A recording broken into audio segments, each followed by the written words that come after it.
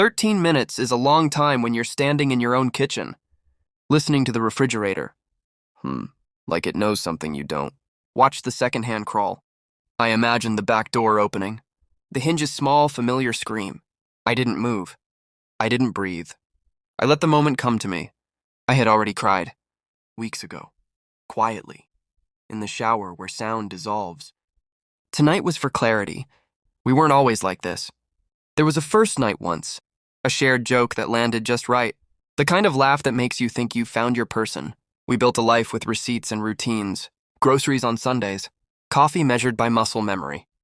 I learned the map of her face in the dark. She learned where I kept the spare keys and the spare fears.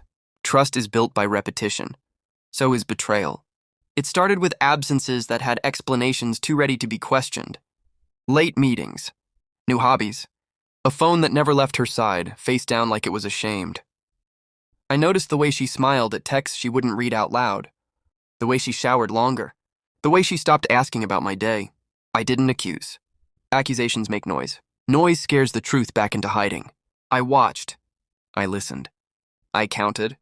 Patterns emerged like fingerprints. Tuesdays, Thursdays, a lull between 8 and 9, a perfume I didn't buy her, clinging to the couch like a confession she forgot to wipe away. The proof came softly. A notification that lit up her screen while she slept. A name saved as a joke. A message with a back door mentioned casually, like it had always been part of the house. I took a photo, then another. I put the phone back exactly where it was. Precision matters. That night, something in me settled. The ache didn't vanish. It hardened. Pain can be refined into purpose if you give it time. I didn't confront her. I made lists. I reviewed bank statements. I learned which accounts required both signatures and which didn't. I checked the deed. I reread the prenup she once called unnecessary. I called a lawyer and asked questions without telling a story. Facts only, timelines, options. I rerouted my paycheck, quietly, moved what was mine and left what was hers untouched. I documented everything. Screenshots with dates, logs with times. I changed passwords she never thought to ask about because I was always the boring one who handled the boring things. I kept smiling. That was the hardest part. Smiling at dinner. Smiling at lies delivered with a straight face. But the smile helped. It convinced her I was predictable. Predictable people are invisible. The plan wasn't explosive. It was surgical. File first. Freeze accounts at the right hour. Schedule a meeting she couldn't miss. Arrange for witnesses who didn't know they were witnesses. Send the email that would be read at the same time as the knock on the door. I returned to the kitchen. 8 minutes now. I turned off the lights and stood in the shadow near the hallway. The house felt different when you know it's about to tell the truth. The back door opened. His shoes were louder than I expected. A pause, a laugh. Her laugh. The one she used to save for me. I stepped into the light. They froze. Shock is always smaller in real life than people think. It flickers. It stutters. It reaches for excuses and comes back empty-handed. I didn't raise my voice. I didn't ask questions. I handed her the envelope.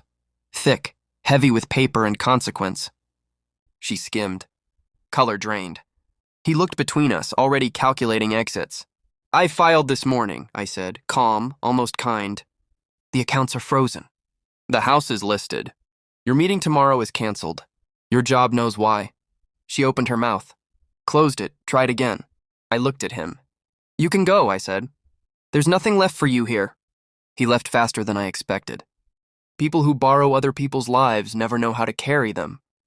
She sat. The chair scraped. I stood. Distance is a decision. You planned this, she said. I nodded. You planned Tuesdays. The room filled with the sound of her breathing. The truth has weight. It presses down until you have to acknowledge it. I waited, I said. Because I wanted to be sure. Because I wanted you to understand exactly when it ended. She cried. I didn't. Tears are for people who want things back. I slept better than I had in months. The next weeks were procedural. Signatures, boxes, silence. Friends. Chose sides without asking. That's fine. I chose myself. Now when I think of those 13 minutes, I don't feel anger. I feel respect for the version of me who didn't rush, who let the door open, who waited long enough to see everything clearly. Betrayal taught me something simple. Power doesn't shout. It waits.